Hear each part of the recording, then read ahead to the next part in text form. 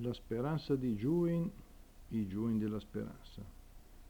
In questo 2 agosto 2025, data molto significativa per vari aspetti, ci sono ricorrenze sacre, profane, ci sono ricordi della nostra storia molto importanti, ma in questa serata, senza appunto negare nulla alla storia e alla cultura, tutto quello che ci può circondare, sicuramente lo spettacolo in senso ampio, dato dai giovani a Tor Vergata per il loro giubileo, è veramente un qualcosa che ha riempito questa serata e quindi ha dato un grande significato a tutta la giornata. Papa Leone XIV verso sera è arrivato a incontrare appunto questi giovani, 1 milione hanno contato gli organizzatori, anche la televisione.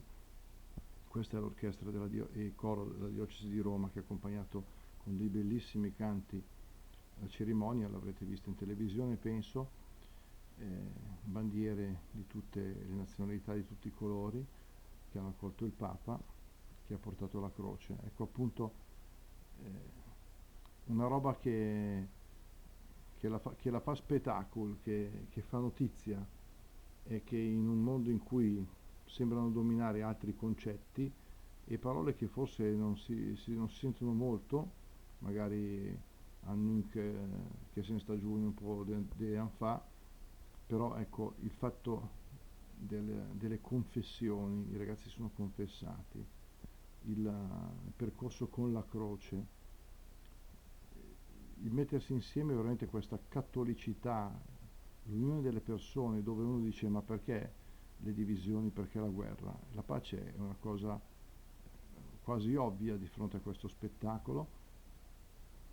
È arrivato appunto fino a sera, si è partiti ancora con le luci del tramonto e poi si sono illuminate, ecco, e poi l'adorazione eucaristica, quindi veramente anche delle espressioni di fede che sono tipiche della fede cattolica, quindi l'adorazione di Gesù nell'Eucaristia, che è una cosa che evidentemente i giovani